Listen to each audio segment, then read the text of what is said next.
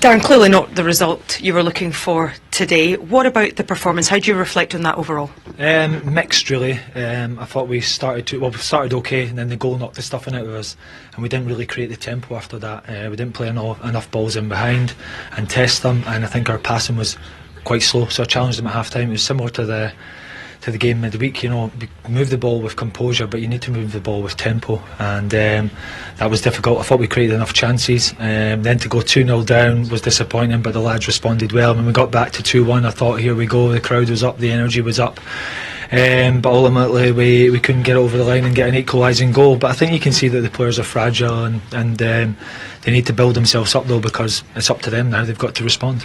That's it. Do you feel this is a squad devoid of confidence, and again an Achilles heel is conceding goals?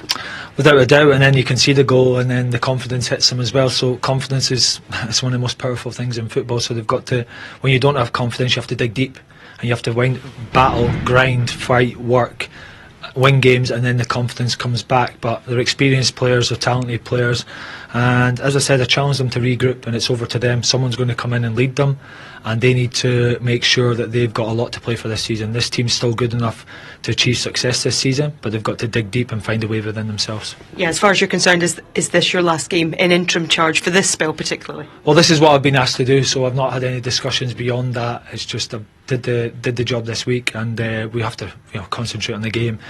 All discussions with that, I'm sure, will unfold in the next couple of days. I mean, you could hear the fans' frustration at full time, booed off, out of both cups now domestically, not in Europe this season. Is it a sign of where this club is at, and just how big a job the next full-time manager has to do here?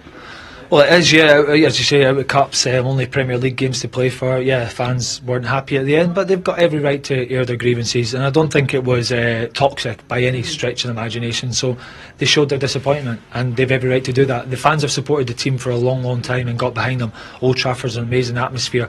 They're out of the cup today, so understandably they're disappointed, but I'm sure if the players show the right reaction, the fans will get behind them like they always do, because, as I said, there's still a lot to play for in the Premier League this season. Can I just ask you about your exchange with the referee at the end of the match? I know Shea Lacey was sent off, and I think you got a yellow card as well. Just what was said between the two of you there? Well, one, injury time, minimum 5 minutes, and there was stuff going on in injury time which should have been more time, and ultimately the first Shea Lacey foul is not a yellow card. I have no idea how the Brighton players didn't get yellow cards first half. We probably end up with more yellow cards. Shea Lacey's yellow card is ridiculous compared to the fouls that we had as all game, which ultimately then the lad makes a mistake and is sent off. So for me, it's poor refereeing, and I'll take the yellow card. I can handle that.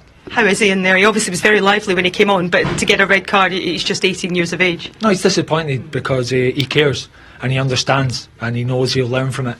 But there's no doubt about his talent and the steep learning curve today. But we believe in Shea. He's one of our most exciting young prospects, and I'm sure Old Trafford he'll have a chance to make amends for that in the future. We appreciate your honesty. Thanks, Dan. Thank you.